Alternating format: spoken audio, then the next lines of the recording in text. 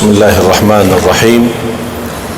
Assalamualaikum warahmatullahi wabarakatuh.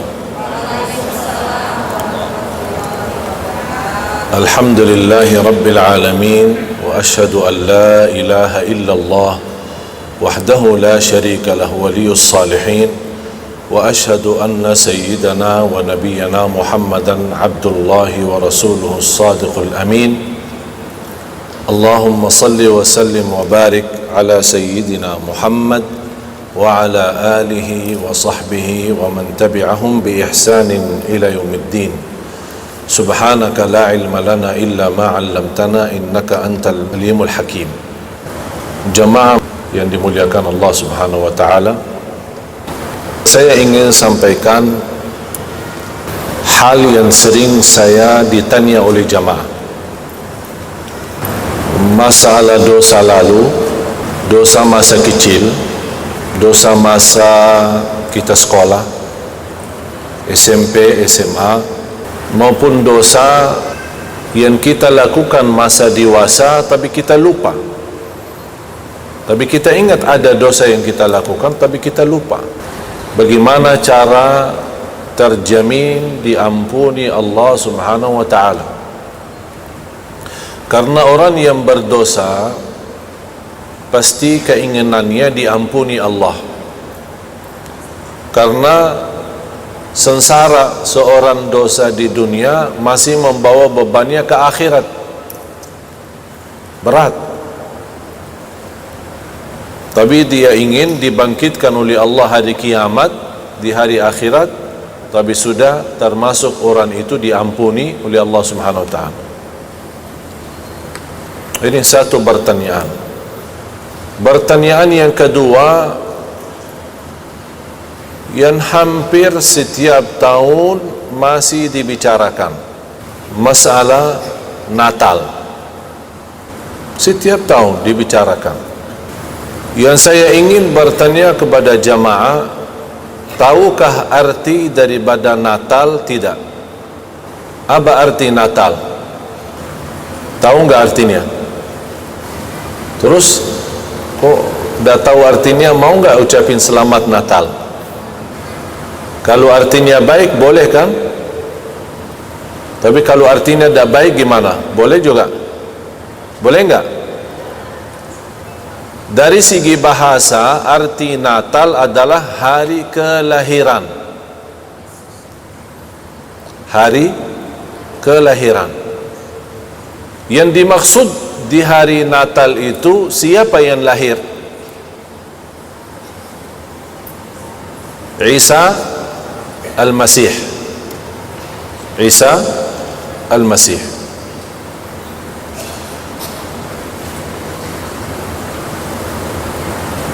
Jamaah sekalian, tahukah tidak ada bukti dalam Quran? Tidak usah bicara Quran, karena Quran milik umat Islam. Tahukah dalam Injil tidak ada bukti kelahiran Nabi Isa atau Yesus yang biasa dinamakan tanggal 25 Desember? Tahukah tidak ada bukti? Tidak ada bukti. Tapi subhanallah yang ada, dan ini menjadi pelajaran untuk kita semua, yang ada bukti kelahiran Nabi Isa atau Yesus yang dinamakan oleh mereka atau Al-Masih,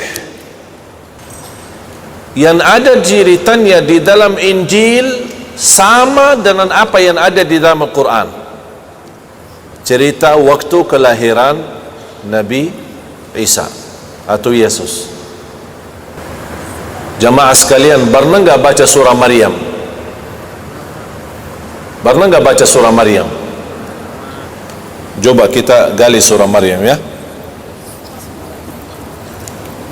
Yang bawa Quran terjemahan atau Ustaz, tolong bantu.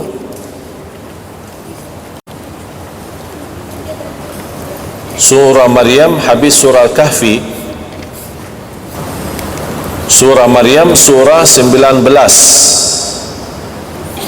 terdiri dengan 98 ayat. Termasuk juga surah Ali Imran, boleh anda simpan. Ini menjadi PR ya, untuk kita belajari surah Ali Imran, surah ketiga, mulai dari ayat 33. Ini bukan bahasan saya sekarang ya, cuma saya ingin anda simpan surah Ali Imran, surah ketiga, ayat 33 sampai ayat 60, atau mohon maaf sampai ayat, karena masih ada kaitan, sampai ayat 66, sampai ayat 66, dari ayat 33 sampai ayat 66.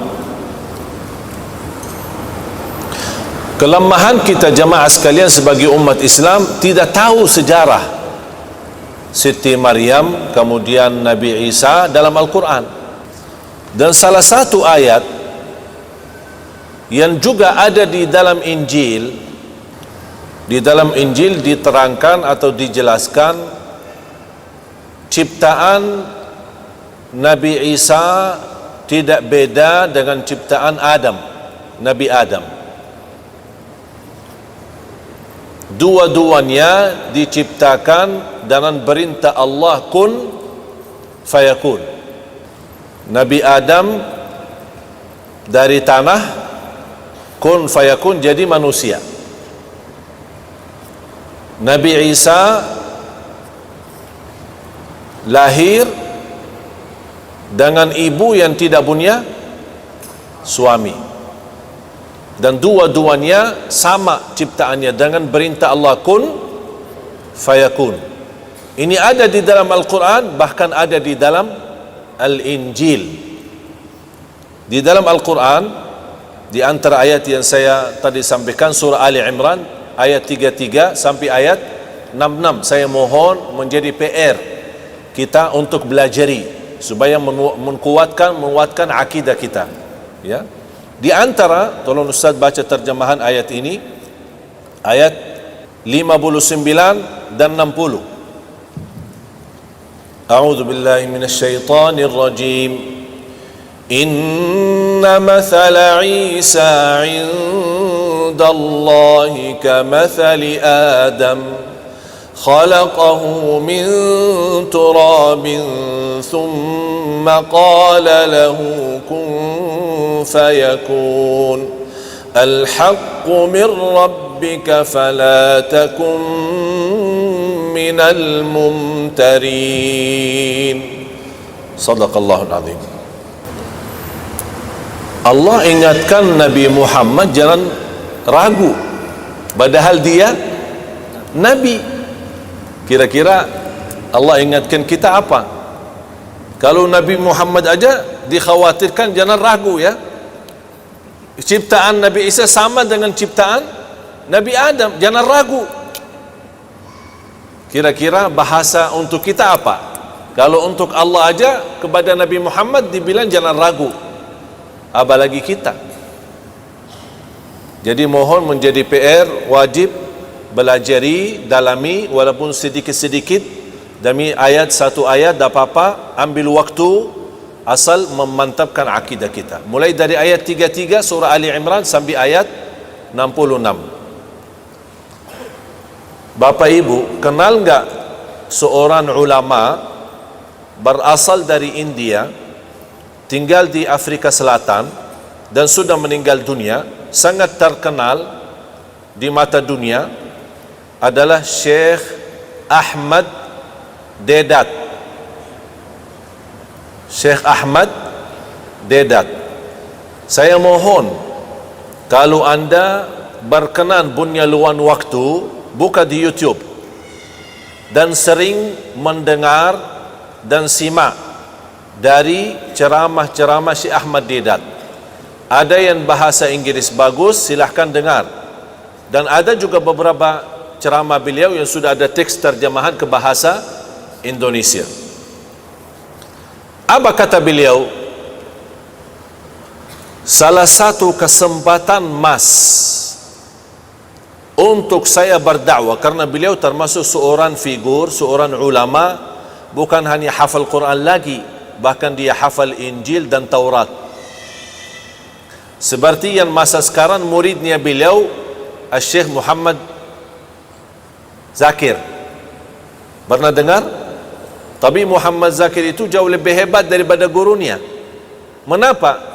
Karena Syekh Muhammad Zakir itu hafal Taurat, Injil, buku Hindu, buku Buddha. Buku Hindu dan buku Buddha dia hafal. Sampai orang-orang pendeta di dunia, kalau dia kehilangan ayat atau kehilangan sesuatu, hubungannya kemana? Telepon kepada Syekh Muhammad Zakir. Apa kata gurunya Syekh Ahmad Deedat?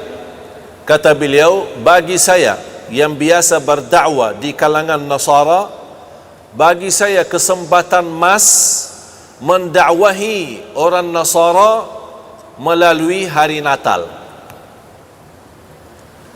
Mengapa? Karena mereka merayakan, tapi mereka sendiri tidak tahu sejarah. Padahal di dalam Injil mereka menyampaikan kelahiran Yesus atau Isa alaihissalam, yang mereka menganggap itu adalah Tuhan Allah atau anak Allah subhanahu wa ta'ala. Dia kelahiran di musim panas, bukan di musim salju. Sekarang ditetapkan sekian ratus tahun, 25 Desember adalah hari Natal. Dan kita selalu memperhatikan tanggal ini selalu datang di musim dingin, bukan musim panas. Dan ini bukan cerita saya, bukan cerita Syekh Ahmad Deedat, tapi memang ada di dalam buku Al-Injil. Ternyata yang ada di dalam Injil, cerita kelahiran Yesus sama dengan yang ada di surah Maryam. Silahkan buka surah Maryam. Mulai dari ayat 16. Ayat 16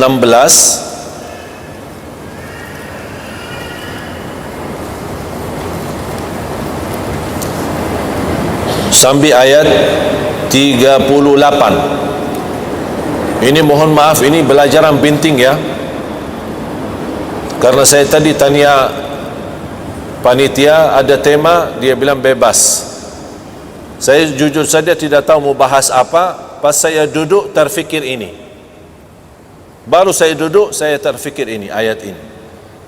Jadi saya ingin menyampaikan supaya untuk meyakinkan, kalau Allah saja berkata kepada Nabi Muhammad jangan ragu. Sekarang saya ingin diri saya dan anda sekalian meyakinkan akidah kita, akidah yang benar. Supaya apa? Supaya kalimat syahadat kita jangan jadi sia-sia. Jangan nanti di ujung hayat kita ingin mati husnul khatimah, malah tidak bisa ucapkan kalimat syahadat. Berat. Hati-hati. Akidah itu sumber modal. Kalau akidah tidak ada, kehabisan akidah, kehilangan akidah, na'udzubillah, rugi dunia akhirat. Rugi kesehatan tidak apa-apa, rugi harta tidak apa-apa, tapi rugi iman bahaya. Mulai dari ayat 16 sampai ayat 38. Saya tidak akan bahas semuanya, tapi saya ingin anda juga kembali belajar. Saya akan bahas sesuai waktu yang kami sempatkan, dan insyaAllah sisanya anda bisa belajar. Sangat mudah sebenarnya untuk mengenal akidah yang benar, tidak susah. Karena kita setiap hari meminta petunjuk dari Allah lewat salat fardu, bahkan lewat sunnah qabliyah ba'diyah, ihdinas siratal mustaqim. Kita setiap hari minta petunjuk kepada jalan yang lurus. Dan ini petunjuk salah satunya pemudahan dan jalan yang lurus dalam hal akidah, supaya kita tidak tertipu dalam akidah kita. Akidah tidak ada tawar-menawar walaupun sama orang tua. Islam membolehkan berbakti baik sama orang tua yang non-muslim. Kalau orang tua kita non-muslim dan kita sudah masuk Islam, Islam tidak melarang kita tetap bersama mereka. Islam tidak melarang kita bersahabat baik dengan mereka. Islam tidak melarang kita tetap melayani baik dan melayani ikhlas sama mereka. Tapi satu Islam melarang, kalau mereka menawarkan kembali bersyirik kepada Allah, kata Allah, jangan taati mereka. Tapi selebihnya, jadilah teman yang baik untuk mereka. Begitu adilnya Islam. Karena tetap walaupun orang tua, walaupun mereka non muslim, masih punya hak karena mereka sebagai orang tua. Dan itu tidak ada selain di dalam ajaran Islam. Coba kita sama-sama belajar. Sudah buka ayat Al-Quran? A'udzu billahi minasyaitonir rajim.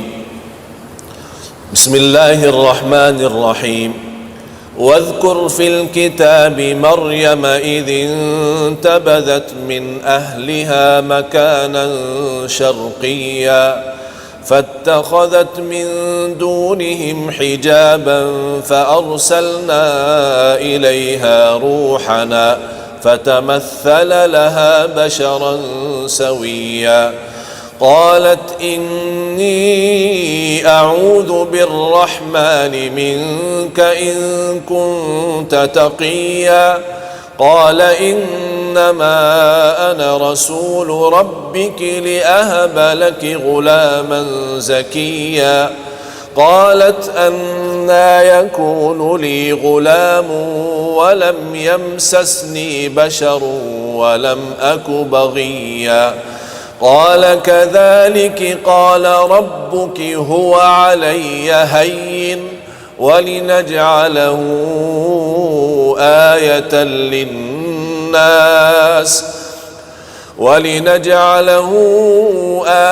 للناس ورحمة منا وكان أمرا مقضيا فحملته فانتبذت به مكانا قصيا فأجاءها المخاض إلى جذع النخلة قالت يا ليتني مت قبل هذا وكنت نسيا منسيا فناداها من تحتها ألا تحزني قد جعل ربك تحتك سريا وهزي إليك بجذع النخلة تساقط عليك رطبا جنيا فكلي واشربي وقري عينا فإما ترين من البشر أحدا فقولي إني نذرت للرحمن صوما فلن أكلم اليوم إنسيا فأتت به قومها تحمله قالوا يا مريم لقد جئت شيئا فريا يا أخت هارون ما كان أبوك امرأ سوء وما كانت أمك بغيا فأشارت إليه قالوا كيف نكلم من كان في المهد صبيا قال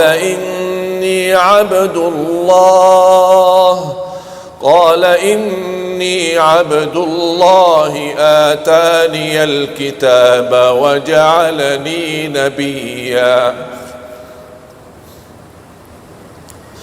وجعلني مباركا أينما كنت وأوصاني بالصلاة والزكاة ما دمت حيا وبرا بوالدتي ولم يجعلني جبارا شقيا والسلام علي يوم ولدت ويوم أموت ويوم يبعث حيا والسلام علي يوم ولدت ويوم أموت ويوم أبعث حيا ذلك عيسى ابن مريم قول الحق الذي فيه يمترون ما كان لله أن يتخذ من ولد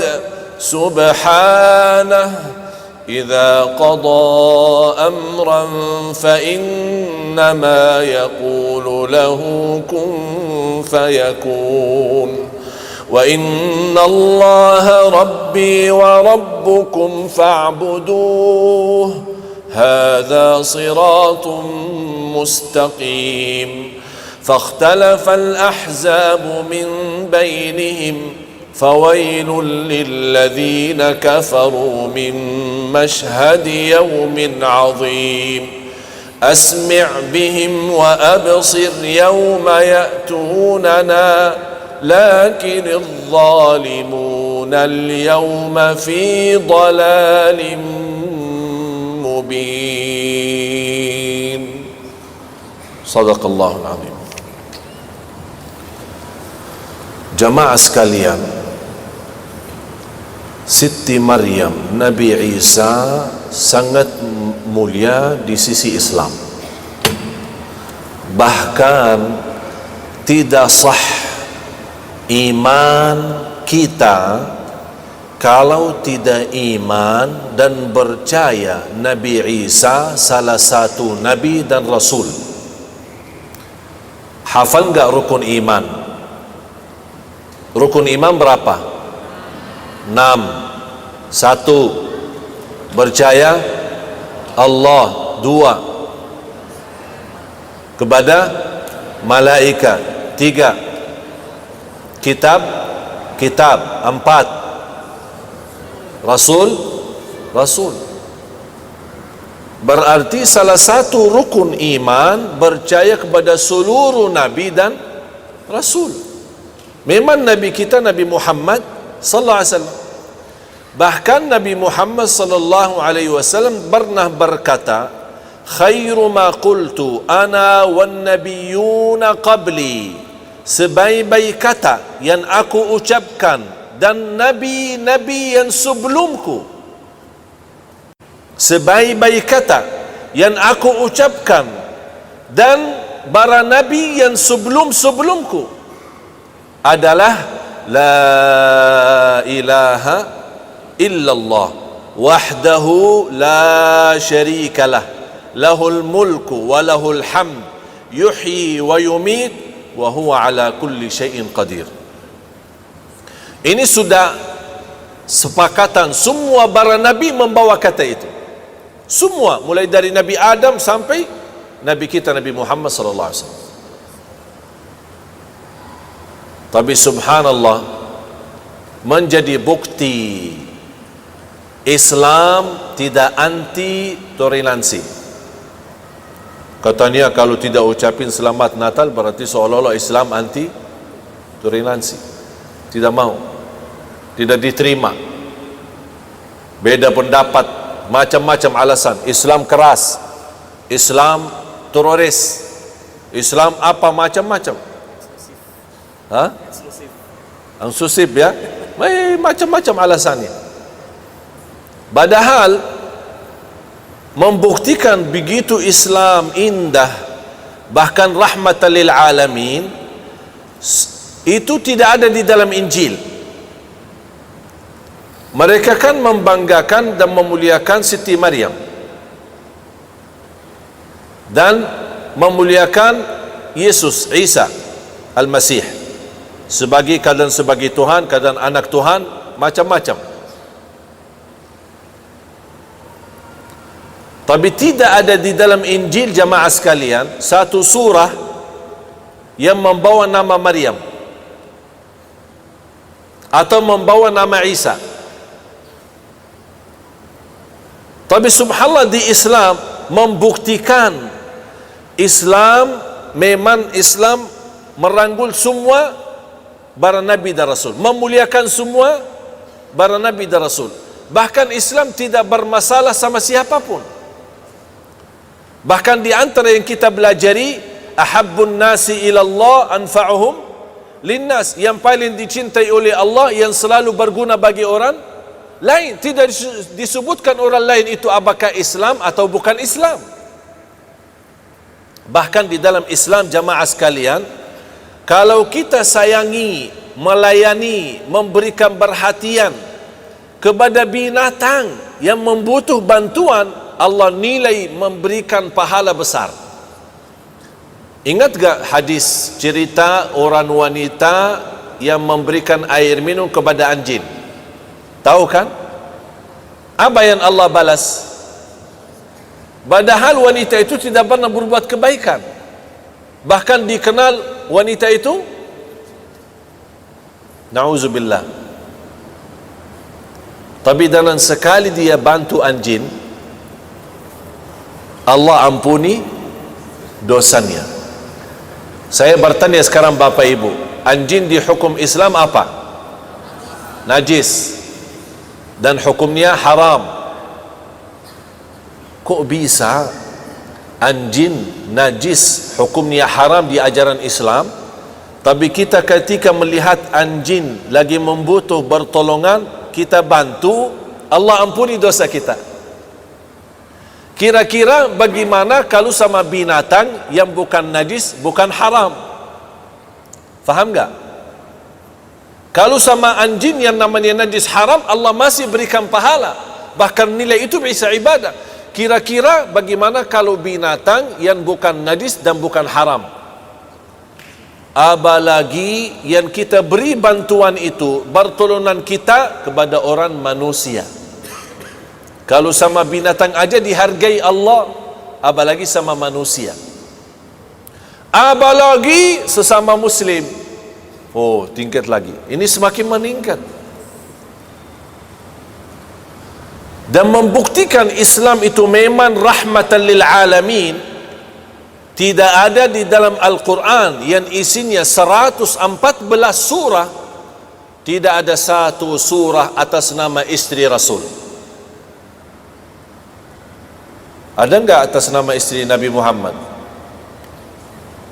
Istri Nabi Muhammad siapa namanya? Siti Khadijah.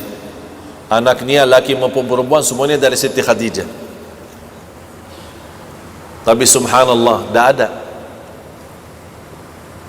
Malah yang ada di dalam Al-Quran satu surah lengkap dari awal sampai akhir, sampai jumlah ayatnya 98 ayat, bernama Siti Maryam, dikasih nama Maryam. Dan cerita semua disambungkan. Bapak Ibu, cerita yang ada di surah Ali Imran, sudah tulis nggak tadi? Surah Ali Imran, sambungkan cerita surah Ali Imran sama cerita yang ada di surah Maryam. Karena asal cerita Siti Maryam dulu, sebelum cerita Nabi Isa, Siti Maryam dulu. Bahkan di surah Ali Imran cerita orang tuanya Siti Maryam. Inna Allah astafa Adam wa Nuhan wa ala Imran wa ala Ibrahim ala alamin. Allah ceritakan dulu keluarganya Siti Maryam, baru kemudian cerita Siti Maryam ini siapa, bagaimana keadaannya, bagaimana ibadahnya, bagaimana ikhlasannya, bagaimana Allah memberikan rezeki yang istimewa luar biasa. Terus langsung dikaitkan kepada cerita yang sambung di surah Maryam. InsyaAllah Bapak Ibu, kalau anda yakini dan dalami hayati cerita surah Ali Imran sama cerita yang ada di surah Maryam, insya Allah sempurna akidah kita, kuat, tidak akan diragukan. Coba saya minta satu, Ustaz mohon di surah Ali Imran, bacakan aja terjemahan surah Ali Imran ayat 36 dan 37. Tapi jangan lupa ya, tulis mulai dari ayat 33 surah Ali Imran, itu menjadi PR ya, 33 sampai ayat 66. Ya, sudah tulis ya, dari 33 sampai ayat 66. Tapi hanya sebentar saja saya ingin sampaikan sebuah pesan, mudah-mudahan anda bisa mengerti dan bisa memahami untuk menguatkan akidah kita. Bagaimana keadaan Siti Maryam yang ada di surah Ali Imran ini? Tolong langsung terjemahan 36 sama 37. Bismillahirrahmanirrahim. Maka ketika ibunya Maryam melahirkan beliau, dia berkata, "Ya Tuhanku, aku telah melahirkan seorang putri, anak perempuan. Padahal Allah lebih tahu apa yang dia lahirkan. Dan laki-laki tidak sama dengan perempuan. Dan aku memberinya nama Maryam. Dan aku mohon perlindunganmu untuknya dan anak cucunya dari gangguan setan yang..." Subhanallah. Sambil ibunya Siti Maryam sepertinya kekhawatiran, sambil berlindung kepada Allah dari godaan syaitan, bukan hanya untuk Siti Maryam, bahkan keturunannya, supaya jangan sampai digoda oleh syaitan. Maaf, diulang lagi, saya suka ayat ini. Dan boleh menjadi doa kita jamaah sekalian. Kalau ibu-ibu sedang hamil mau melahirkan, ketika mau melahirkan, boleh, ya Allah, lindungilah aku dan anakku dan keturunan anakku dari godaan syaitan. Coba ulang lagi. Maka ketika ibunya Maryam melahirkan beliau, dia berkata, "Ya Tuhanku, aku telah melahirkan anak perempuan. Padahal Allah lebih tahu apa yang dia lahirkan. Dan laki-laki tidak sama dengan perempuan. Dan aku memberinya nama Maryam. Dan aku mohon perlindunganmu untuknya dan anak cucunya dari gangguan syaitan yang terkutuk." Ya, terus. Maka dia Allah menerimanya dengan penerimaan yang baik. Allah menerimanya. Berarti Allah terima anaknya Siti Maryam ini, diterima keadaannya, bahkan diterima doanya. Bukan hanya diterima, bahkan diterima dengan penerimaan yang baik. Subhanallah. Terus, maka dia Allah menerimanya dengan penerimaan yang baik, membesarkannya dengan pertumbuhan yang baik, dan menyerahkan pemeliharaannya kepada Nabi Zakaria. Setiap kali, siapa yang melindungi, memperhatikan, melayani Siti Maryam sendiri? Allah sendiri. Sampai diserahkan sejak dia kecil sambil membesar, baru diserahkan kepada Zakaria alaihissalam. Coba maaf ulang lagi.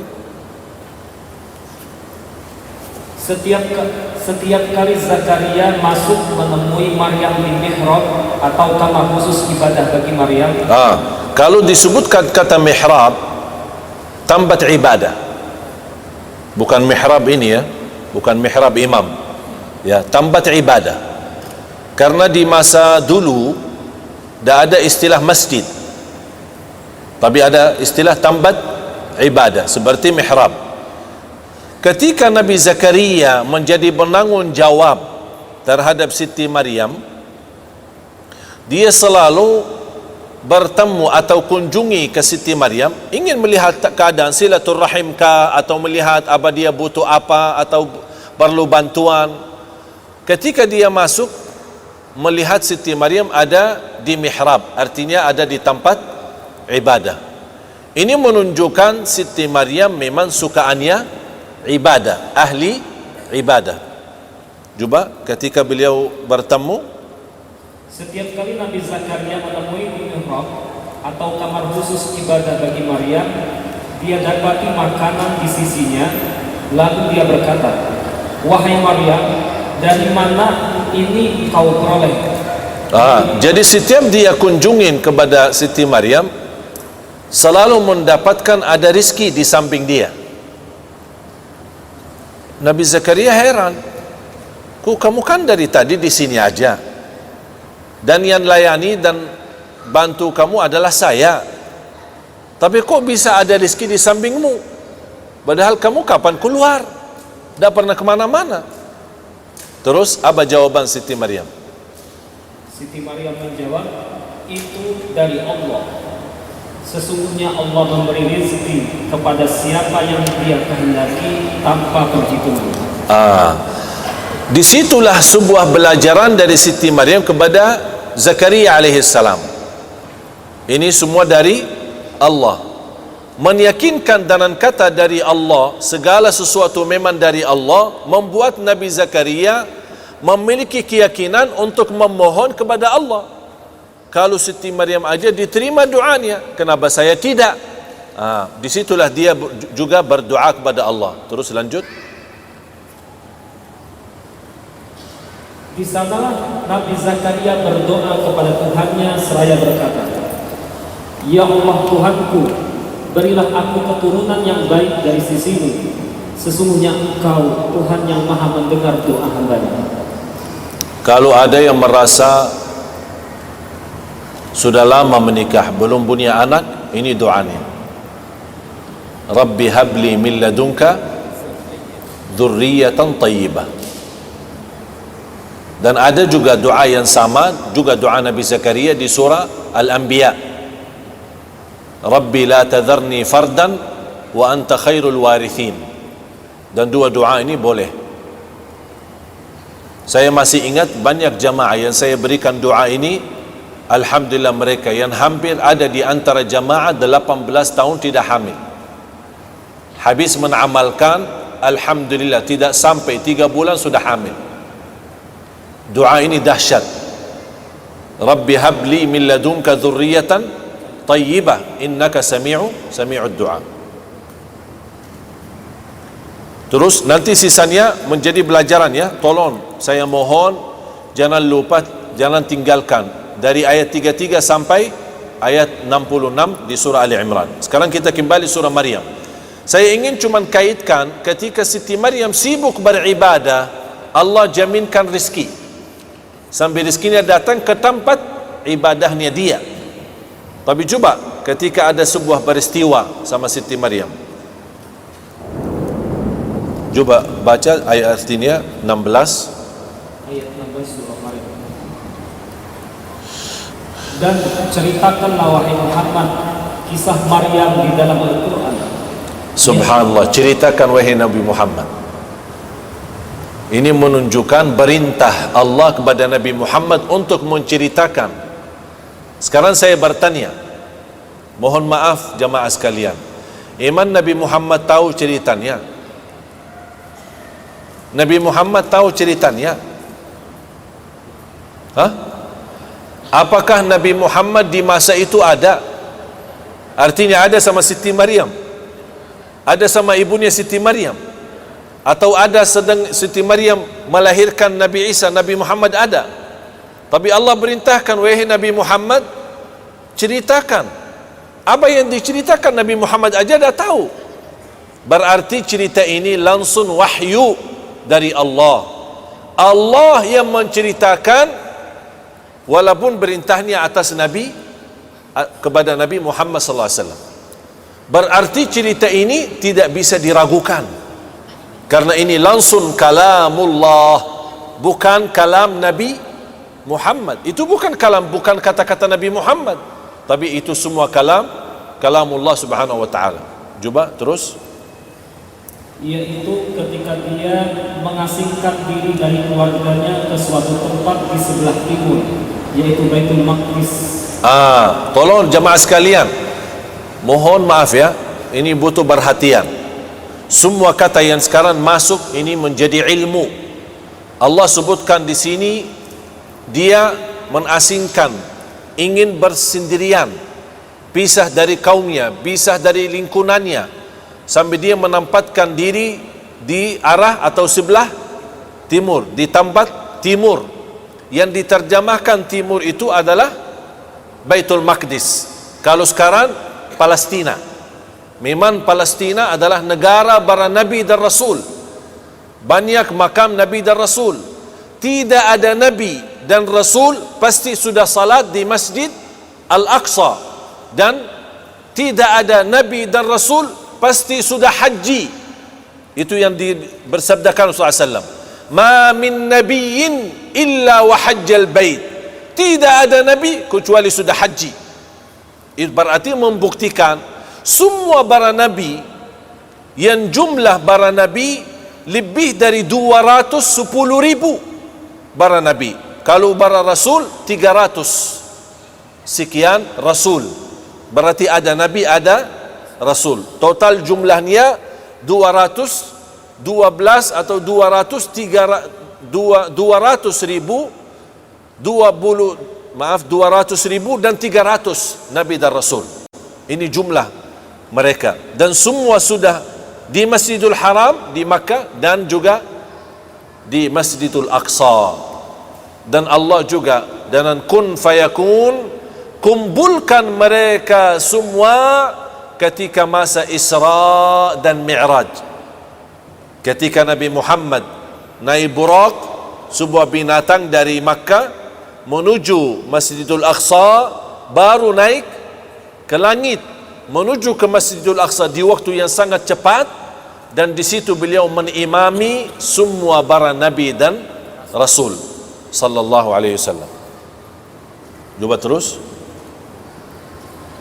Lalu dia memasang tabir yang melindungi dirinya dari mereka. Lalu kami mengutus roh kami Jibril kepadanya, maka dia menampakkan diri di hadapan Maryam dalam bentuk manusia yang sempurna. Dalam bentuk manusia, supaya Siti Maryam tidak terkejut. Karena kalau terlihat malaikat Jibril, aslinya malaikat Jibril, pasti akan terkejut. Apalagi dia bersendirian, pisahkan diri dari kaumnya, dari lingkungannya. Dia di tempat sendirian.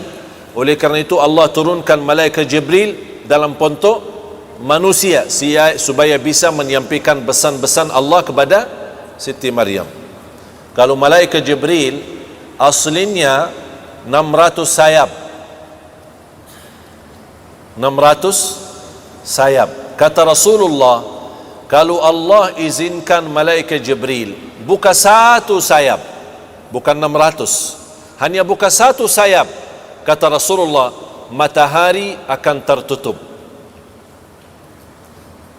Matahari akan tertutup. Ini baru satu, bukan 600. Begitu dahsyat makhluk Allah, begitu luar biasa makhluk Allah, tapi mereka semua masih di bawah kekuasaan Allah, hamba Allah subhanahu wa ta'ala. Terus dia Maryam berkata seraya berdoa, sungguh aku berlindung kepada Tuhan yang maha pengasih terhadapmu, jika engkau orang yang bertakwa. Ya. Dia Jibril berkata, sesungguhnya aku hanyalah utusan Tuhanmu untuk menyampaikan anugerah kepadamu, seorang anak laki-laki yang suci. Laki-laki yang suci. Ini masih dialog ya, antara Jibril sama malaikat Jibril sama Siti Maryam. Tapi coba bayangkan bagaimana perasaan Siti Maryam di saat itu. Karena ini wahyu. Ini wahyu. Memberikan berita gembira, anugerah dari Allah, mendapatkan anak yang suci. Terus dia Maryam berkata, bagaimana mungkin aku mempunyai anak laki-laki, padahal tidak pernah ada seorang laki pun yang menyentuhku, dan aku bukanlah seorang pezina. Subhanallah, berat. Wajar Siti Maryam walaupun Nabi, sebagai Nabi dan anaknya Nabi, semua dari keluarga Nabi, tetap masih manusia, punya perasaan. Saya tidak pernah disentuh oleh laki-laki, artinya tidak pernah nikah, dan di luar nikah pun tidak pernah, artinya berbuat zina. Bagaimana kok bisa terbayang saya boleh dapat anak? Ini ujian. Oleh karena itu seberat-berat ujian yang dihadapi oleh manusia adalah para nabi dan rasul. Kira-kira mohon maaf, kalau ada yang nawarkan ibu-ibu seperti ini, perasaannya gimana? Ada yang datang, ibu, saya kasih obat, ibu langsung bisa hamil. Tapi ibu aja belum nikah. Diterima enggak? Belum nikah. Pasti risikonya muncul fikiran kita akan difitnah. Saya aja belum nikah, dah pernah sama laki-laki di luar nikah. Alhamdulillah saya menjaga kehormatan diri saya. Kok malah tiba-tiba bisa hamil? Nanti kata orang apa? Betul enggak? Bagaimana kira-kira keadaan Siti Maryam sendiri? Langsung begitu muncul perasaan manusia, dan itu perasaan manusiawi dan perasaan yang wajar. Bagaimana saya boleh dapat laki-laki tapi saya tidak pernah disentuh oleh orang laki-laki? Kalau nikah dan di luar nikah pun saya tidak pernah berbuat zina. Apa jawaban malaikat Jibril? Jibril menjawab, demikianlah Tuhanmu telah berfirman, hal itu mudah bagiku, dan agar kami... Sekarang saya bertanya, hal itu mudah. Mengapa Allah berkata hal itu mudah? Bapak ibu akan fahami hal ini mudah kalau anda ikut kembali kepada belajar surah Ali Imran. Kalau Nabi Isa diciptakan oleh Allah tanpa ayah, tapi masih ada ibu, mana kira-kira yang lebih sulit? Diciptakan Adam tanpa ayah dan ibu, atau menciptakan manusia dan adanya ibu? Mana yang lebih sulit? Adam kan? Adam jauh lebih sulit, karena Adam tidak punya ayah, tidak punya ibu. Kalau Nabi Isa masih punya ibu. Disitulah Allah gambarkan, huwa alayya hayyin, itu mudah. Kamu punya anak itu mudah. Bahkan lebih dahsyat lagi, aku ciptakan Adam tanpa ayah dan ibu. Berarti yang fantas kalau boleh selain Allah jadi Tuhan, yang fantas siapa? Yang fantas siapa? Adam, bukan Isa. Dan di dalam Injil mereka meyakinkan Nabi Adam adalah ciptaan kekuasaan Allah. Dan ada juga di dalam Injil, sama yang ada di dalam Al-Quran, ciptaan Adam sama dengan ciptaan Isa. Ciptaan Isa sama dengan ciptaan Allah. Kun fayakun. Faham jemaah sekalian? Faham? Betul faham ini? Karena saya ingin begitu anda keluar, tidak ada ragu-ragu. Allah bilang aja kepada Nabi Muhammad, jangan ragu. Dan saya sampaikan kepada anda sekalian, jangan ragu-ragu. Terus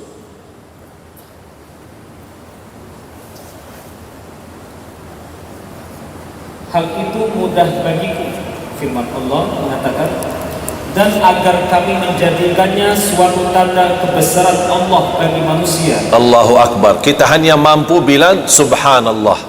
Itu hanya kemampuan Allah saja. Tidak ada siapapun selain Allah yang mampu. Itu Allah jadikan tanda kebesaran Allah. Terus, dan sebagai rahmat dari Allah SWT. Dan hal itu adalah suatu urusan yang sudah diputuskan. Urusan yang sudah, berarti tak ada tawar-menawar.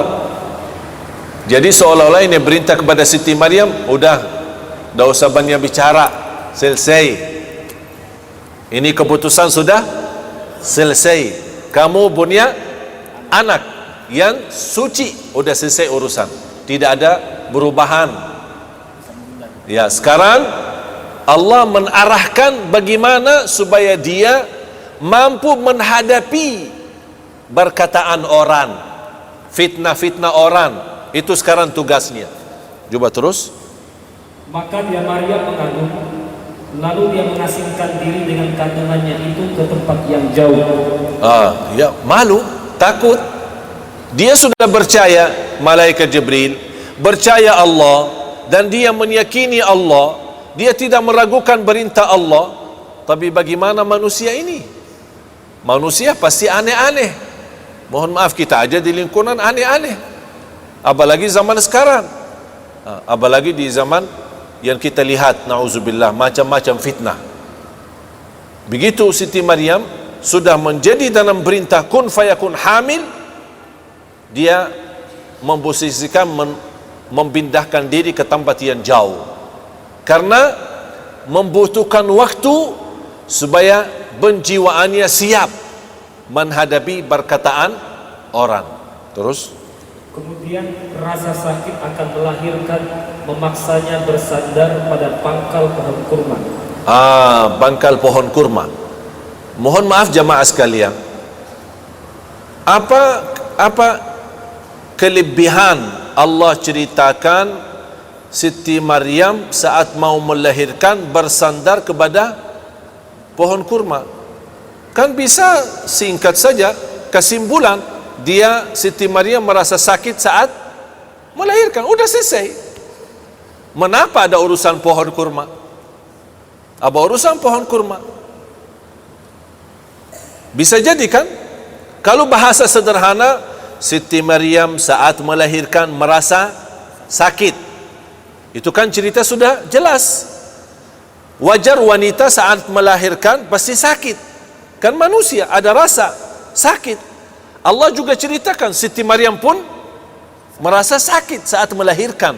Tapi kenapa Allah tambah kata dia dekat dengan bersandar dengan pohon kurma? Apa? Di sini nanti ada jawabannya, ada di ayat lanjut. Tolong diperhatikan. Terus lalu dia Maryam berkata, wahai, betapa baiknya aku mati sebelum ini, dan aku menjadi orang yang tidak diperhatikan dan dilupakan. Subhanallah. Masih awal-awalnya Siti Maryam mampu terima, tapi begitu sudah melahirkan dan rasa sakitnya, dia sepertinya merasa beban, difitnahin orang. Lebih baik aku lupa dan mereka melupakan aku. Lebih baik aku mati daripada menghadapi pernyataan itu. Tapi subhanallah, apa yang terjadi setelah itu? Supaya menenangkan hati. Coba lanjut. Lalu Jibril berseru kepada Maryam dari tempat yang rendah, janganlah engkau bersedih hati.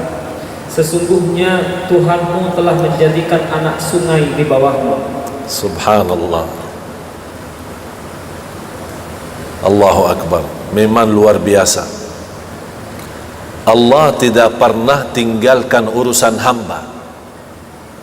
Kalau Allah sudah urusi kita, jamaah sekalian jangan ragukan, yakini tidak ada yang buruk datang dari Allah. Yang buruk memang dari dosa-dosa kita. Yakini walaupun masih di pandangan mata ujian itu buruk, tapi hakikatnya itu baik. Karena dengan ujian yang kita hadapi diampuni segala dosa, dinaikkan darajat, bahkan menjadi orang terpuji di sisi Allah. Berarti baik, walaupun pandangannya masih melihat buruk.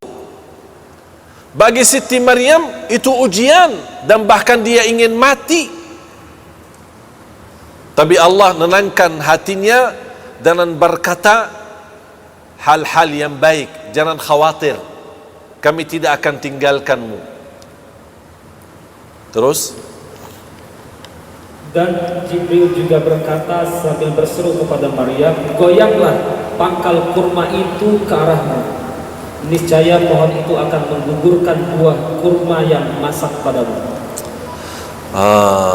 Sudah tahu alasannya ada cerita pohon kurma? Sekarang pertanyaan saya,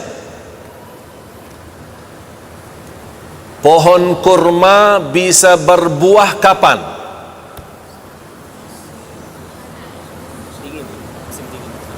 Ini jadi PR. Buka di Google, buka di internet, ya. Buah kurma, pohon kurma kapan bisa berbuah? Hanya satu musim, di musim panas. Kalau tidak musim panas, oleh karena itu kota Madinah dan Makkah dikenal daerah panas. Walaupun ada beberapa bulan dingin. Sekarang seperti sekarang musim dingin, ya. Pengaruhnya dari udara-udara yang cukup jauh dari utara, dari Turki, dari Jordan, dari mana-mana itu datang udara. Tapi kalau daerah asli Timur Tengah termasuk daerah Palestina memang dikenal musim panas. Bahkan kurma, pohon kurma itu tidak bisa berbuah selain di musim panas. Bahkan supaya kita yakini, ada orang berkata, saya ada pohon kurma yang bisa berbuah tapi di musim dingin, bukan di musim panas.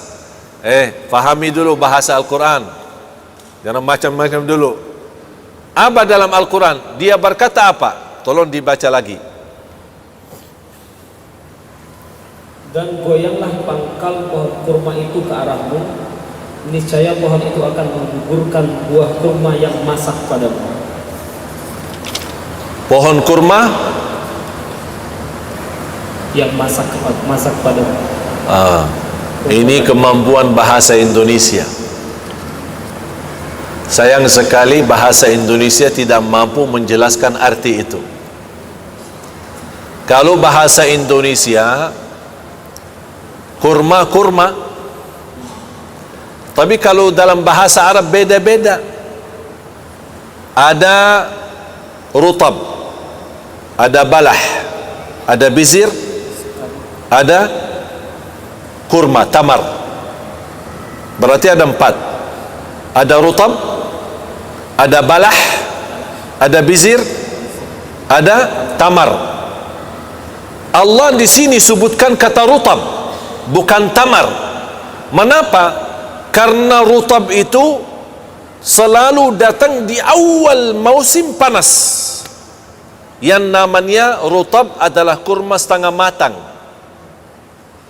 Kalau orang Indonesia sukaannya kurma setengah matang, katanya biar cepat hamil. Itu cerita-cerita yang jual di sana. Orang-orang dah tahu, orang dari Madura atau dari mana yang sudah lama tinggal di Madinah, Makkah, dia suka jual ke jamaah umrah atau jamaah haji. Ini beli kurma biar cepat hamil. Ini tidak ada hubungan sama hamil, ya. Ya mau beli aja. Tapi urusan sama hamil itu bukan urusan sama rutab. Ya cuman ini hanya untuk biar cepat laku barangnya, ya. Memang enak, rutab itu enak. Rutab yang setengah matang, bentuknya dia separuh hitam, separuh kuning. Ada model lagi separuh merah, separuh kuning. Itu dinamakan rutab. Dan Allah gambarkan dalam ayat ini, rutab bukan tamar. Dan rutab tidak bisa tumbuh selain di musim panas. Tidak bisa tumbuh selain di musim panas. Kalau kurma yang suka datang dari Amerika pas bulan puasa, kan ada kurma yang agak panjang, ya, panjang sekali, sampai kilonya berapa, harga mahal. Itu katanya kurma dari Amerika. Itu bagi suntikan, pohon kurma tapi bagi suntik supaya bisa tumbuh dan bisa berbuah. Pohon kurma yang ada di Amerika tidak bisa rutab, tidak bisa rutab. Karena cuaca di sana tidak bisa menjadikan kurma itu berutab atau buah pohon itu bisa berutab. Beda sama cuaca yang alami. Yang alami seperti Makkah dan Madinah memang bisa, atau di Timur Tengah umumnya termasuk Palestina, termasuk Mesir, Tunisia, ada yang namanya rutab. Terus lanjut. Ayat ke-26 di surat Maryam yang artinya, maka makanlah, minum dan bersenang hatilah engkau Maryam jika engkau melihat seseorang, maka katakanlah, sesungguhnya aku telah bernazar berpuasa untuk Tuhan yang Maha Pengasih, maka aku tidak akan berbicara dengan siapapun pada hari ini. Ini salah satu di dalam agama yang sebelum Islam. Kalau berpuasa tidak boleh bicara. Ini kan, ini nazartu lirrahmani sauman. Maaf, ulang lagi terjemahan. Dia, Allah perintahkan, kalau kamu bertemu dengan manusia, bernazarlah tidak bicara. Tapi tidak dibawakan kata bernazarlah tidak bicara, tapi dikaitkan dengan puasa. Coba ulang lagi. Sesungguhnya aku telah bernazar berpuasa untuk Tuhan yang Maha Pengasih, maka aku tidak akan berbicara dengan siapapun pada hari ini. Kira-kira kalau orang bernazar, saya tidak bicara hari ini sama siapapun, cukup enggak? Cukup? Sebagai nazar, saya hari ini saya tidak mau, saya nazar hari ini tidak mau bicara sama siapa-siapa. Cukup jelas kan? Jelas. Berarti hari ini saya tidak bicara sama siapa-siapa. Tapi mengapa Siti Maryam di sini dikatakan bernazar berpuasa? Karena di dalam agama sebelum Islam, orang yang berpuasa tidak boleh berbicara, karena berbicara sama manusia membatalkan puasa. Faham bu? Berbicara dalam keadaan puasa, berbicara membatalkan puasa. Alhamdulillah datang Islam mengizinkan kita berbicara, tapi tidak boleh makan dan minum. Faham jemaah sekalian? Terus lanjut. Kemudian dia Maryam membawa dia bayi itu kepada kaumnya dengan menggendongnya. Mereka kaumnya berkata, wahai Maryam, sungguh engkau telah membawa sesuatu yang sangat mungkar. Sangat mungkar. Ini mulai ujian.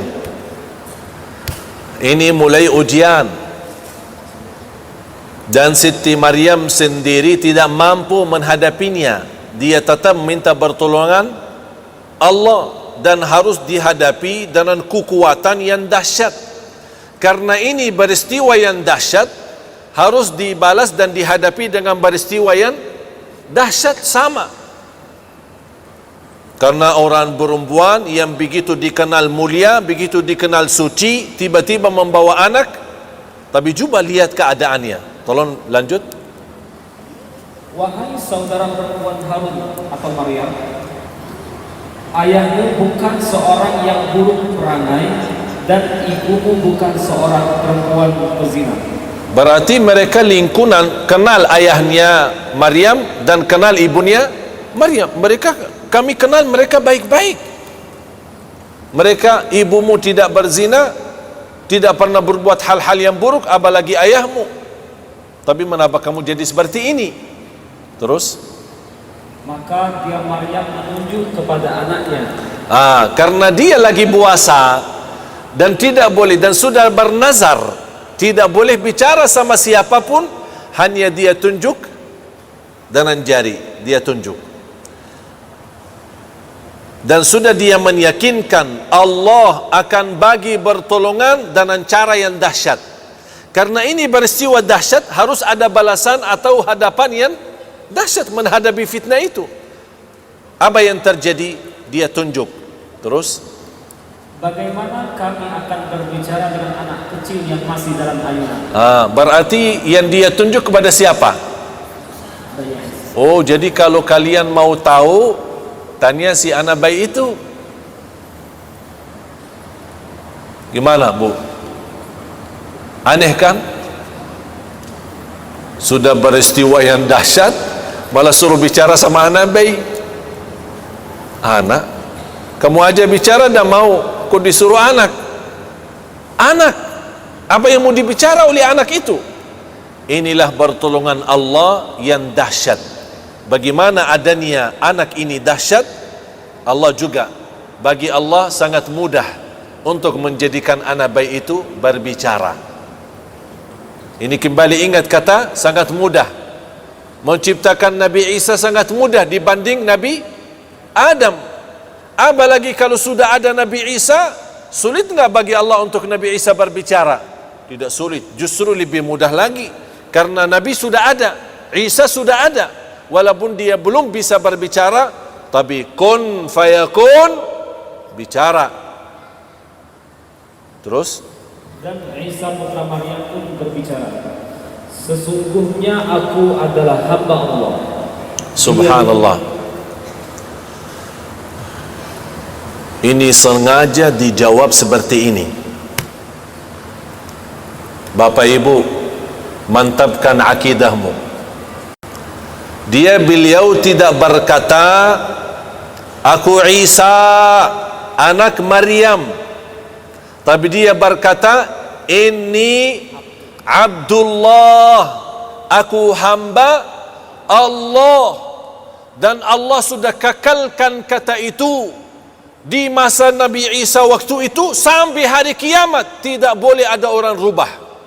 Silahkan Bapak Ibu buka di At-Taurat, buka di Injil, tidak ada satu kata Yesus berkata aku anak Tuhan. Tidak ada. Allah tidak ridha itu. Tidak ada satu kata Yesus sendiri berkata aku anak Tuhan, atau anak, atau saya Tuhan. Tidak ada. Tapi yang lain bicara, pendeta bicara anak Tuhan atau Tuhan, atau yang menulis Injil itu dia berkata Tuhan, atau anak, atau murid-muridnya berkata anak Tuhan. Tapi Isa sendiri tidak bisa dibuktikan. Dia berkata saya Tuhan atau anak Tuhan. Dan itulah yang disampaikan oleh Syekh Ahmad Didat kepada semua kelompok Nasara.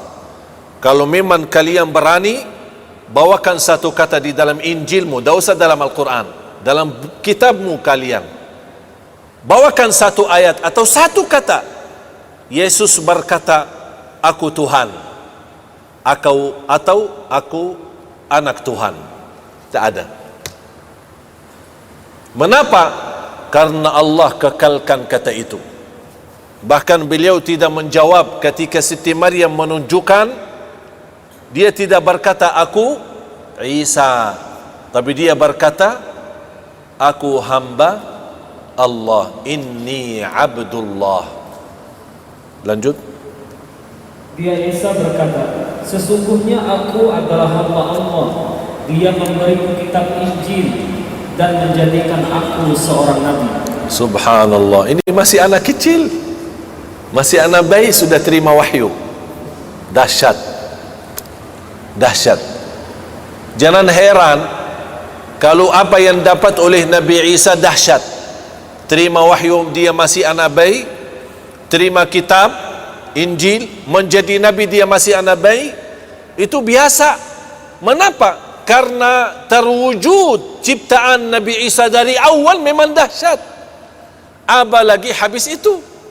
Kalau awalnya memang dahsyat kun fayakun, apalagi selanjutnya pasti akan jauh lebih mudah bagi Allah Subhanahu wa ta'ala. Terus. Dan Allah menjadikan aku seorang yang diberkahi di mana saja aku berada. Dia memerintahkan kepadaku melaksanakan sholat dan menunaikan zakat selama aku masih hidup. Dan dia memerintahkanku agar berbakti kepada ibuku, dan dia tidak menjadikan aku orang yang sombong lagi celaka. Dan kesejahteraan semoga dilimpahkan kepadaku pada hari kelahiranku, pada hari wafatku, dan pada hari aku dibangkitkan hidup kembali kelak. Itulah Isa putra Maryam. Ini kata siapa? Itu Isa putri. Di sini kata siapa? Kata Allah. Yang tadi kata aku hamba Allah itu Nabi Isa. Allah sampaikan cerita apa kata-kata Nabi Isa di saat itu. Tapi yang boleh sebutkan dirinya membawa nama aslinya bukan Nabi Isa sendiri. Karena tidak ada di dalam Al-Quran Nabi Isa berkata aku Isa, tapi selalu berkata aku hamba Allah. Bagaimana hamba Allah menjadi Tuhan? Ya, terus itulah Isa putra Maryam yang mengatakan perkataan yang benar yang mereka ragukan kebenarannya. Masalahnya kalau mereka non-muslim meragukan Nabi Isa Tuhan, anak Tuhan atau hamba Allah, itu alasan mereka, biar mereka punya alasan. Tapi yang aku heran, kebenaran itu diragukan oleh orang muslim yang sudah sendiri membaca qul huwallahu ahad Allahus samad lam yalid wa lam yulad wa lam yakul lahu kufuwan ahad. Semuanya hafal. Hafal enggak qul hu? Hafal. Karena sunnah ba'diyah selalu qul hu. Rakaat pertama qul hu, rakaat kedua qul hu lagi. Hafal, mudah, enak. Ayat yang begitu pendek tapi subhanallah dari segi makna luas. Akidah, ini akidah kita orang muslim, qul huwallahu ahad. Akidah. Bahkan mencintai surah ini terjamin kita dapat surga Allah. Bahkan Rasulullah SAW bersabda di hadis yang sahih, man qara'a qul huwallahu ahad fil yawmi wal layla 10 marratin banallahu lahu baitan fil jannah. Barang siapa yang membaca qul huwallahu ahad dalam sehari dan semalam 10 kali saja, dapat rumah dalam surga Allah subhanahu wa ta'ala. Bahkan ada seorang sahabat yang memang selalu suka baca ayat ini, surah Al-Ikhlas, qul huwallahu ahad. Sambil jamaah heran, kok ini kamu suka aja baca qul huwallahu ahad? Sambil lapor kepada Rasul, ya Rasulullah, ini imam kita, tapi selalu qul huwallahu ahad mulu. Baca surah lain tambah lagi qul huwallahu ahad, tidak mau ruku', seolah-olah belum puas sama ayat-ayat lain, harus tambah qul hu baru ruku'. Misal baca Al-Fatihah, baca idza jaa nasrullah innahu kana tawwaba, tidak mau ruku', qul huwallahu ahad dulu baru ruku'. Dia merasa belum mantap kalau tidak disertai dengan qul huwallahu ahad. Apa kata beliau? Saya imam kalian dan begitulah bacaan saya. Kalau kalian tidak mau, carilah imam lain. Mereka lapor kepada Rasul, ya Rasulullah, ini kok imam kita seperti ini, qul hu mulu. Setiap rakaat dia baca satu ayat, tambah lagi qul hu. Rakaat kedua baca ayat, tambah lagi qul hu. Rasul panggil, kenapa kamu suka seperti itu? Apa dia berkata, ya Rasulullah, aku cinta surah ini karena pembahasannya sifat-sifat Allah. Rasulullah diam sebentar. Di saat itu turunnya wahyu, dan Rasul berkata, wahai yang kamu cinta surah ini, Allah juga cinta kepadamu. Allahu Akbar. Akidah yang kuat. Dia cinta surah ini, dia mendapatkan cintaan Allah. Bahkan ada satu riwayat yang lain, wa hubbuka iyyaha adkhalakal jannah. Cintamu terhadap surah ini sebab kamu terjamin masuk surga. Allahu Akbar. Jangan ragu-ragu. Terus, tidak patut bagi Allah mempunyai anak. Maha suci Dia. Apabila Dia hendak menetapkan sesuatu, maka Dia hanya berkata kepadanya, kun, jadilah. Maka jadi hal tersebut, jadilah sesuatu itu. Isa berkata, dan sesungguhnya Allah itu adalah Tuhanku dan Tuhanmu, maka sembahlah Dia. Inilah yang dinamakan jalan yang lurus. Ini jalan yang ihdinas siratal suratul Fatihah. Jamaah sekalian, kalau bukan waktu mempelajari suratul Fatihah, mendalami arti suratul Fatihah, kita butuh seperti pertemuan ini selama 7 hari. Kita butuh pertemuan seperti ini selama 7 hari. Mengapa? Supaya memantapkan mendalami surat Al-Fatihah. Oleh karena itu miskin orang muslim yang hafal surah Al-Fatihah tapi tidak bisa tuntaskan kekhusyuan dalam salat. Miskin orang muslim yang hafal suratul Fatihah tapi dia tidak bisa menangis saat membaca Al-Fatihah.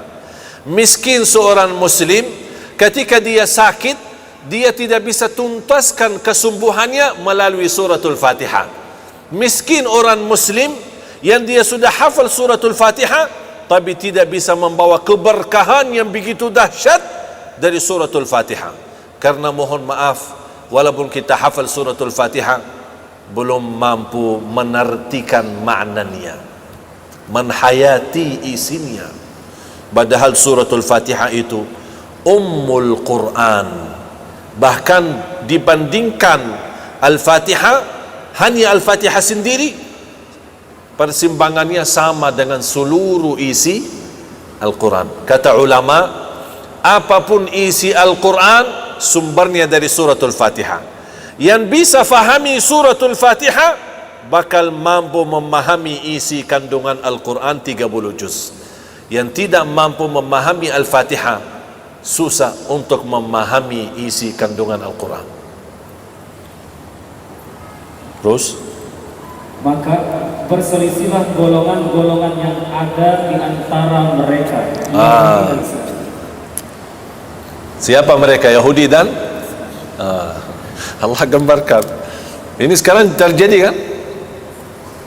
Berpecah. Kalau mereka berpecah, Allah sudah gambarkan. Mohon maaf, ulang lagi. Maka berselisihlah golongan-golongan yang ada di kalangan mereka, Yahudi dan Nasrani. Terus orang Islam Ikut-ikutan. disebutkan enggak Islam? Disebutkan enggak Islam? Berarti Islam tidak ikut campur kan? Tapi kenapa sekarang umat Islam pecah belah? Ikut-ikutan Masalah Natal aja masih meragukan. Padahal Allah di sini sebutkan hanya Yahudi dan Nasrani. Biarkan saja mereka. Karena memang itu sifat mereka, tidak mau mengikuti kebenaran. Kenapa kok orang Islam yang ikut campur? Subhanallah, memang pesan-pesan Al-Quran luar biasa. Tapi mana orang Muslim yang sejati, yang memang bersedia membukakan hati sama Al-Quran ini? Tak ada satupun yang kita harapkan dari petunjuk dan hajat urusan dunia maupun akhirat, pasti sudah ada solusinya di dalam Al-Quran. Jamaah sekalian, mudah-mudahan bisa anda fahami. Ini pesan terakhir penutup ayat itu. Terus, maka celakalah orang-orang kafir yang pada waktu menyaksikan hari yang agung. celakalah bagi mereka nanti kalau sudah kebenaran menjadi nyata dan mereka nyesal kenapa tidak beriman. Ini bahasanya kepada siapa? Yahudi dan Nasrani. Tidak disebutkan kata orang Islam. Berarti orang Islam jangan ragu-ragu. Jangan ragu-ragu. Jangan fahami kesimpulannya. Jangan salah faham apapun yang saya sampaikan malam ini berarti kita orang yang keras sama Nasara atau keras sama non-Muslim. Tidak. Kita tetap memegang prinsip kita, prinsip Nabi Muhammad, bahkan sifat Nabi Muhammad. Wa ma arsalnaka illa rahmatan. Kita rahmat seluruh alam, manusia, beda agama, pohon-pohon, binatang-binatang, seluruh alam, seluruh ciptaan Allah harus merasakan kasih sayangnya kita. Kita tidak boleh dalam kekerasan. Ketika kita orang menzalimi kita atau menghina kita, kita bukan takut untuk membela diri, Tapi kita memiliki ajaran tidak boleh balas dendam. Kita punya ajaran tidak boleh balas dengan keras. Kita punya ajaran tidak boleh lawan dengan kata-kata hina. Tapi kita membalas dengan pemaaf, kasih sayang, rahmatan lil alamin. Ingat, balasan saya bukan karena saya takut, tapi karena saya ikuti ajaran agama saya, menjadi orang yang sejati, orang muslim yang membawa damai untuk seluruh manusia. Itu yang harus kita tetapkan. Faham jemaah sekalian? Tidak ada larangan berbisnis sama beda agama. Tidak ada larangan kita bergaulan dengan orang non-muslim. Tidak ada larangan kalau kita bersenang-senang jalan-jalan sama mereka. Tidak ada larangan kalau kita ikut bersama-sama atau undang mereka ke rumah. Kita bersilaturrahim. Ketika mereka lagi dalam keadaan susah, kita bantu mereka sesuai kemampuan. Itu semua tidak ada larangan. Satu yang dilarang, 1000 bebas, 1001 bebas, 1 tidak bebas. Akidah. Kalau akidah jangan macam-macam. Silaturrahim merusak akidah? Tidak, silahkan silaturrahim. Hindu, Buddha, Nasara, Yahudi, musuh tidak dilarang, silahkan. Kita bawa contoh yang baik. Tapi bagaimana kalau mereka mengucapkan selamat pas hari raya? Hari raya Idul Fitri, hari raya Idul Adha, kita jawab apa? Terima kasih, sudah selesai. Tapi jangan anda merasa dah enak. Mereka kan suka ucapin selamat hari raya. Kenapa saya dah mau ucapin selamat untuk hari raya mereka? Jamaah sekalian, ayo mari kita sama-sama membuktikan kita umat Islam, ummatan rahmatan lil alamin. Ayo dekat dengan mereka, ajak mereka. Dan saya usulkan satu, kalau boleh nanti di rumah, bas di internet buka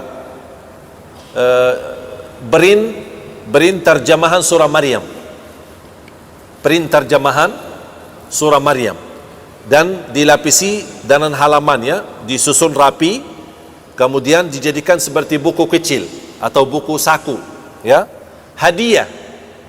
Ketika ada di antara mereka yang anda kenal hari ulang tahun mereka, hari ulang tahun, seperti kita buat ulang tahun, ikut ulang tahun.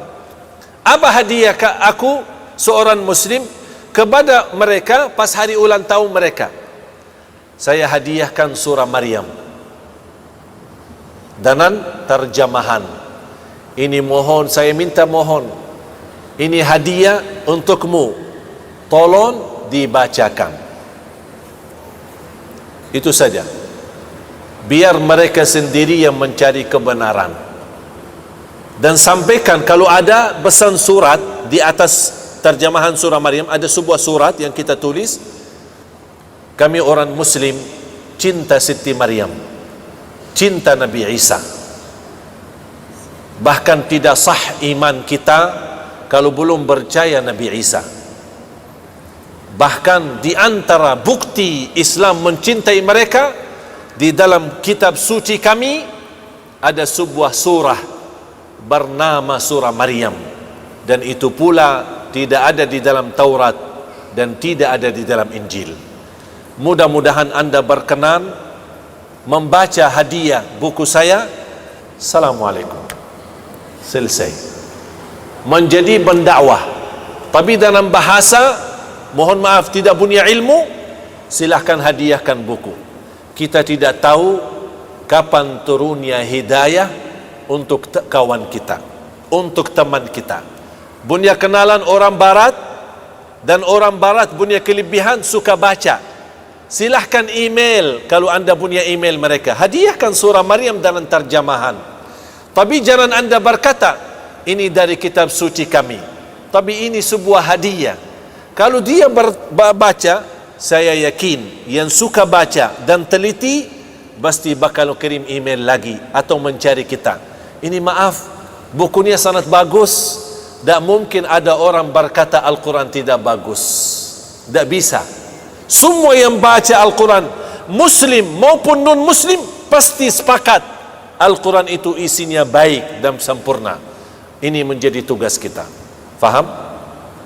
Mudah-mudahan insya Allah belajaran malam ini menjadi petunjuk untuk kita dan menjadi petunjuk untuk kawan-kawan kita, sahabat, bahkan ada di antara mereka yang masih hubungan keluarga dengan kita.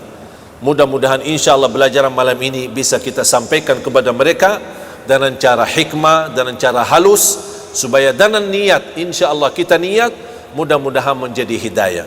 Kalau mereka dapat hidayah, alhamdulillah. Kalau mereka belum dapat hidayah, jangan anda sedih, karena itu urusan Allah, bukan urusan kita.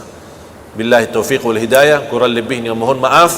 Wa sallallahu wasallam wa baraka ala sayyidina Muhammad. Subhanakallahumma bihamdik, asyhadu an la ilaha illa anta, astaghfiruka wa atubu ilaik. Assalamualaikum warahmatullahi wabarakatuh.